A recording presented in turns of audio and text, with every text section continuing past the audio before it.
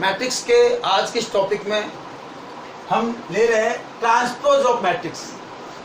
तो आज के इस लेक्चर में हम एक नया टॉपिक ले रहे हैं और सबसे इंपॉर्टेंट टॉपिक है मैट्रिक्स का ट्रांसपोज ऑफ मैट्रिक्स। परिवर्त आव्यूह। क्या होती है परिवर्त आव्यूह? है बहुत इजी, सिंपल एकदम। एक छोटी सी डेफिनेशन है। कोई मैट्रिक्स है A I J M into N order की, तो ए के ट्रांसपोज मैट्रिक्स को transpose of matrix A is denoted by A की पावर टी और ए की पावर डैश। यानी ए के परिवर्त मैट्रिक्स को ए की पावर टी या ए की पावर डैश से डिनोट करते हैं। जब भी ट्रांसपोज करना हो हमें ए की पावर टी या ए की पावर डैश लिखना है और उसकी डेफिनेशन ये होती है ए की पावर टी या ए की पावर डैश देन ए जे आई और ऑर्डर एन इंटू एम। ये इसका मीनिंग है। ए आई जे से ए जे आई का मीनिंग होता है कि जो रो में एलिमेंट है उसे कॉलम में हमें ट्रांसफर करना है, परिवर्त करना है। पंक्तियों के अवयव को स्तंभ में लिखना है, या यूं कह लो स्तंभ के अवयव को पंक्तियों में लिखना है। और उसका ऑर्डर भी चेंज रहेगा। जो ऑर्डर एम इंटू एन का होता है वो ऑर्डर एन इंटू एम का हो जाएगा। तो ये छोटी सी डेफिनेशन है। जो पंक्ति में होते हैं अवयव उन्हें स्तंभ में लिखना है, या जो स्तंभ में होते हैं उन्हें पंक्तियों में लिखना है। परिवर्त करना है, चेंज करना है, ऑर्डर भी चेंज जाएगा। इसे कहते हैं ट्रांसपोज ऑफ मैट्रिक्स। एग्जाम्पल ले रहे हैं इसको समझने के लिए। लेट ए कोई मैट्रिक्स हमारी है 1 2 3 4 5 6। ये कोई मैट्रिक्स ली मैंने, इसका ऑर्डर लिखा। तो ऑर्डर में हम पहले रो पढ़ते हैं, पंक्तियां। जैसे ये हॉरिजॉन्टल होती है पंक्तियां, ये फर्स्ट रो, ये सेकंड रो। यानी सबसे पहले हम रो काउंट करते हैं। ऑर्डर में हमेशा सबसे पहले हम रो को काउंट करते हैं और रो हमेशा हॉरिजॉन्टल में होते हैं। ये परपेंडिकुलर में जो एलिमेंट होते हैं उन्हें कॉलम कहते हैं। First column, second column, third column, स्तंभ। ये 2/3 ऑर्डर की मैट्रिक्स है। अब इसका transpose of A matrix, transpose of A matrix यानी ए मैट्रिक्स का परिवर्त, उससे हम ए की पावर टी या ए की पावर डैश से डिनोट करते हैं। और ये परिवर्त करना यानी जो रो में, जो पंक्तियों में एलिमेंट है उन्हें कॉलम में बनाना है। फर्स्ट रो का first column, second row then second column. ये इसका परिवर्त मैट्रिक्स हो गया।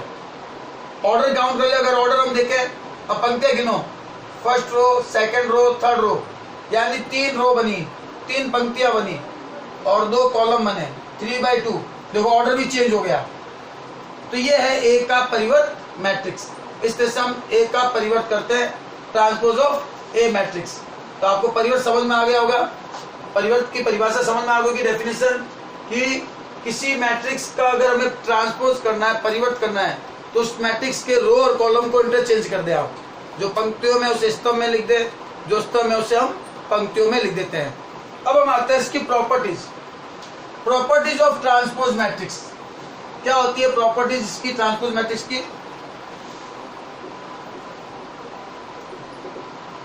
Properties of transpose matrix. Transpose matrix का गुणधर्म,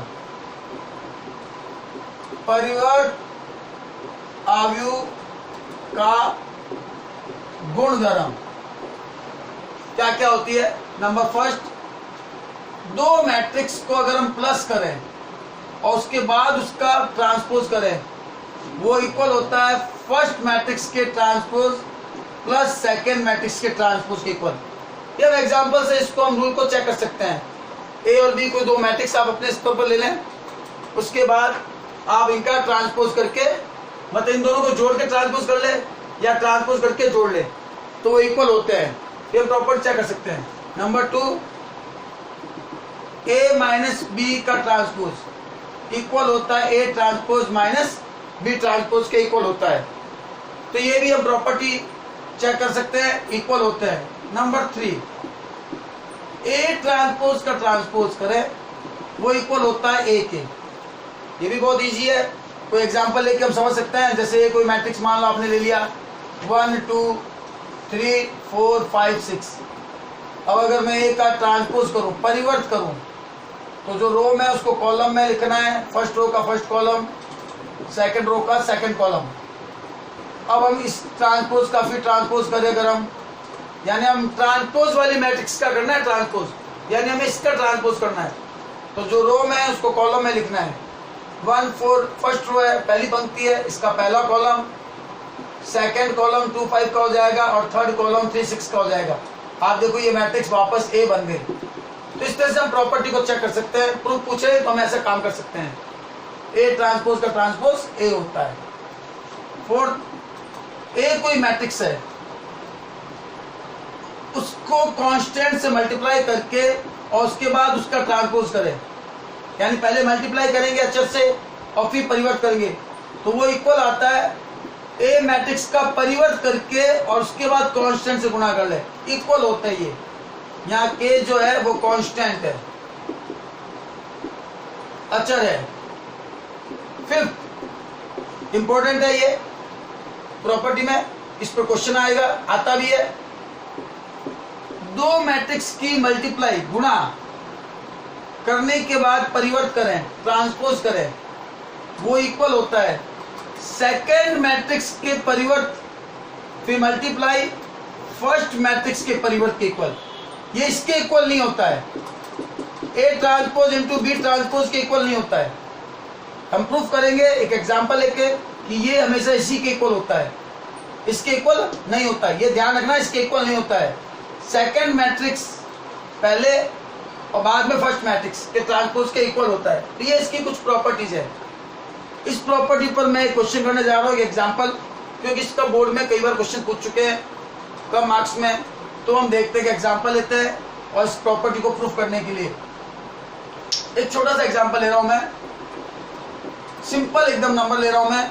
ए मैट्रिक्स ले लिया 1 2 3 4 5 6, इसका ऑर्डर है 2/3 ऑर्डर। एक कोई बी मैट्रिक्स ले ली मैंने 0 1 -1 2 एंड 2 और 3, ये कोई मैंने मैट्रिक्स ले ली जिसका ऑर्डर है 3/2 की। अब प्रूव दैट, क्वेश्चन आ गया, प्रूव दैट ए बी की मल्टीप्लाई का transpose equal B transpose A transpose. ये हमें प्रूव करना है, बहुत इजी है क्वेश्चन ये। प्रूफ में देखिए एलएचएस में ए बी की मल्टीप्लाई का ट्रांसपोज है, यानी पहले ए बी की मल्टीप्लाई करनी होगी। तो मल्टीप्लाई हम प्रीवियस लेक्चर में हम पढ़ चुके हैं, समझ चुके हैं एक्सरसाइज में। कोई बच्चा अगर ना देख अभी समझ नहीं पा रहा हो तो वो मेरे इसके वीडियो प्रीवियस वीडियो को देखें मैट्रिक्स के, उसमें मल्टीप्लाई को अच्छे से समझा चुका हूं मैं, उसको समझ लें। ए बी की मैट्रिक्स की मल्टीप्लाई, पहले ए मैट्रिक्स है, जो मैट्रिक्स पहले है मल्टीप्लाई में हम उसको पहले लिखेंगे 1 2 3 4 5 6, और जो मैट्रिक्स बाद में है जैसे बी है सेकंड मैट्रिक्स, तो उसकी मल्टीप्लाई हम यहाँ लिखेंगे, सॉरी इसकी मैट्रिक्स को उतारेंगे हम पहले। और मल्टीप्लाई का मेथड मैं बता चुका हूँ आपको, पहले समझ लें। फिर भी मैं बता रहा हूँ उसमें कि किसी मैट्रिक्स की मल्टीप्लाई पॉसिबल कब होती है। फर्स्ट मैट्रिक्स में नंबर ऑफ कॉलम, पहली मैट्रिक्स में कितने स्तंभ हैं, और सेकंड मैट्रिक्स में कितने रो है, कॉलम ने पंक्तियां, रो पंक्तियां।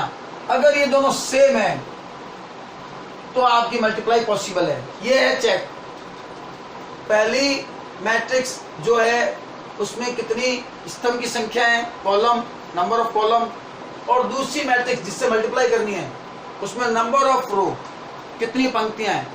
ये दोनों अगर सेम है तभी मल्टीप्लाई होगी, नहीं तो नहीं होगी। और मल्टीप्लाई के बाद ऑर्डर कौन सा आएगा वो भी हम देख सकते हैं। उसका ऑर्डर आएगा पहली मैट्रिक्स में कितनी पंक्तियां हैं और दूसरी मैट्रिक्स में कितने स्तंभ हैं, यानी मल्टीप्लाई के बाद का ऑर्डर ये बनता है 2/2। यदि हमें पता लग गया कि जब मल्टीप्लाई करेंगे तो 2 ही रो बनेंगे और 2 ही कॉलम बनेंगे, ये हम चेक कर सकते हैं, ताकि हम जब भी मल्टीप्लाई करें अगर इस ऑर्डर में नहीं आ रहा है यानी हम कहीं ना कहीं गलत कर रहे हैं, ये पता लग गया। यानी रो और कॉलम, पहली की रो लेते हैं, इसका मतलब इसके रो के एलिमेंट, ये एरो लगाया मैंने मल्टीप्लाई करने का मेथड के लिए, और इसके कॉलम से मल्टीप्लाई करते हैं इस तरह से, यानी इसकी पंक्तियों के अवयव और इसके स्तंभ के अवयव से करते हैं। पहली पंक्ति को पहले स्तंभ से, फर्स्ट रो को फर्स्ट कॉलम से, फिर फर्स्ट रो को सेकंड कॉलम से, ऐसे भी सेकंड रो को फर्स्ट कॉलम से, सेकंड रो को सेकंड कॉलम से। और मल्टीप्लाई का मेथड क्या होता है, रो के जो लेंगे फर्स्ट रो का फर्स्ट एलिमेंट वो कॉलम के केवल फर्स्ट से ही होगा और किसी से नहीं होगा। 1 की 0 से होगी मल्टीप्लाई, 0। अब 1 की इनसे नहीं होगी मल्टीप्लाई, इसके सेकंड की इसके सेकंड से होगी। और चूंकि रो और कॉलम सेम है इसलिए यह प्लस होता जाएगा। अगर मल्टीप्लाई माइनस में आएगी तो माइनस, 2 की माइनस से मल्टीप्लाई -2, 3 की 2 से मल्टीप्लाई 6। इस तरह फर्स्ट रो फर्स्ट कॉलम की मल्टीप्लाई होगी। फिर 1 की 1 से मल्टीप्लाई 1, 2 की 2 से मल्टीप्लाई 4, 3 की 3 से मल्टीप्लाई 9। इस तरह से सेकंड रो फर्स्ट कॉलम, 4 की 0 से 0, 5 की -1 से 5, 6 की 2 से 12, 4 की 1 से 4, 5 की 2 से 10, 6 की 3 से 18। इस तरह से ए बी की मल्टीप्लाई आई। आपस में इसको सॉल्व कर लें। प्लस का 4, प्लस का 14, प्लस का 7 एंड 18 और 4 22 और 10 32। ये ए बी की मल्टीप्लाई है। नाउ LHS, और LHS हमारा है ए बी का ट्रांसपोज, ए बी का ट्रांसपोज परिवर्त। अब आप ए बी का परिवर्त कर ले, ए बी की मैट्रिक्स आ गई, इसका परिवर्त कर ले। जो रो में है उसे कॉलम में लिखना है। ये फर्स्ट रो फर्स्ट कॉलम, ये सेकंड रो ये सेकंड कॉलम। इस तरह से LHS सॉल्व हुआ है। अब हम लेते हैं RHS। RHS देखो आप, बी ट्रांसपोज और ए ट्रांसपोज की मल्टीप्लाई, तो बी का परिवर्त और ए का परिवर्त, यानी पहले मैट्रिक्स बी की लेंगे परिवर्त की, ट्रांसपोज की। अब इसका ट्रांसपोज करके लिखोगे। पहले ये ट्रांसपोज करके लिख रहा हूं मैं, ये बी का ट्रांसपोज। उसके बाद ए का ट्रांसपोज करूंगा, परिवर्त करूंगा, ये ए का ट्रांसपोज। और अब मल्टीप्लाई करूंगा मैं इसके रो इसके कॉलम से मल्टीप्लाई करूंगा मैं। तो रो में देखो 3 एलिमेंट और कॉलम में भी 3 है, आपस में मल्टीप्लाई होगी। 0 की 1 से 0, सेकंड की सेकंड से -2 और थर्ड की थर्ड से +6। ए की रो और ए की कॉलम चल रहे हैं इसलिए आपस में जुड़ जाएंगे, प्लस हो जाएंगे। माइनस की मल्टीप्लाई आएगी तो माइनस हो जाएगा। अब इसकी सेकंड कॉलम से करेंगे 0, -5 और +12। मल्टीप्लाई अच्छी तरह से करना है, कोई गलत ना हो, इसका ध्यान रखना है। अब इस रो की इस कॉलम से 1 की 1 से होगी, फिर 2 की 2 से होगी और फिर 3 की 3 से होगी। और अब इस रो की इस कॉलम से 4, 10 एंड 18। और अब इसकी मल्टीप्लाई का रिजल्ट आया 4, 7, 14 एंड 32। आप देख ले, चेक कर सकते हैं आप। LHS और RHS इक्वल आ गए, इसका मतलब हो गया LHS इक्वल टू RHS। ये एक छोटा सा आपका एक एग्जांपल बोर्ड के क्वेश्चन में आया हुआ है। तो प्रॉपर्टी पर, तो आज के टॉपिक में हमने पढ़ा है मैट्रिक्स का ट्रांसपोज ऑफ मैट्रिक्स। मैट्रिक्स का हम परिवर्तन कैसे करते हैं, क्या तरीका होता है। टॉपिक देखिए आप, सिमेट्रिक मैट्रिक्स, और एक पढ़ेंगे हम स्क्यू सिमेट्रिक मैट्रिक्स, सममित आव्यूह और विषम सममित आव्यूह। ये ट्रांसपोज के टॉपिक में ही आता है रूल। क्या होता है, ए स्क्वायर मैट्रिक्स, एक वर्ग आव्यूह, यानी मैट्रिक्स का वर्ग होना जरूरी है, जितनी पंक्तियां उतने स्तंभ। Aij is called symmetric matrix, सममित आव्यूह कहलाता है। कब, जब आप ए मैट्रिक्स का ट्रांसपोज करें और वापस ए आ जाए, यानी Aij इक्वल टू Aj, ये आ जाए। किसी मैट्रिक्स का अगर हम परिवर्तन करें और वापस वही मैट्रिक्स बन जाए, इट मीन्स जो मैट्रिक्स हमें गिवन है वो एक सिमेट्रिक है, सममित है। ये उदाहरण लिया एग्जांपल, ए कोई मैट्रिक्स है 2 3 3 4। अब क्या ये सिमेट्रिक है या नहीं है, सममित है या नहीं है सॉरी, हम ए का ट्रांसपोज करेंगे। तो मैंने रो को कॉलम, कॉलम को रो बनाया, सेम मैट्रिक्स ए आ गई, यानी ए का ट्रांसपोज अगर ए आ जाता है it means A is a symmetric matrix. अब आता है स्क्यू सिमेट्रिक मैट्रिक्स, विषम सममित आव्यूह। सेम डेफिनेशन में थोड़ा परिवर्तन है। A square matrix, Aij called a skew symmetric, विषम सममित आव्यूह कहलाता है। कब, अगर उस मैट्रिक्स का हम परिवर्तन करें, यानी इसमें भी परिवर्तन करना है, वही सेम मैट्रिक्स आ जाए लेकिन माइनस में आए, it's called skew symmetric matrix. Example ले, अगर हम ए कोई मैट्रिक्स है 0 -3 3 और 0, तो ए का अगर हम परिवर्त करें तो 0 -3 3 0 आया। आप चेक करोगे माइनस कॉमन ले ले अगर हम, तो 0 -3 3 और 0 यानी -a बन गया। तो a का ट्रांसपोज -a बन गया, then a is a skew symmetric matrix. a skew symmetric matrix है। तो ये है टॉपिक में स्क्यू सिमेट्रिक मैट्रिक्स और मैट्रिक्स का विषम सममित आव्यूह। हाँ, विषम सममित आव्यूह के लिए जरूरी है ये विकर्ण जो है डायगोनल, ये एलिमेंट हमेशा 0 होने चाहिए। अगर ये 0 है तो ये स्क्यू सिमेट्रिक मैट्रिक्स बन सकता है, ऐसा नहीं कि बनेगा ही, बन सकता है। वो तभी बनेगा विषम सममित आव्यूह जब a का परिवर्त करे तो माइनस से आ जाए। तो ये होता है स्क्यू सिमेट्रिक मैट्रिक्स और सिमेट्रिक मैट्रिक्स के बारे में। Thank you.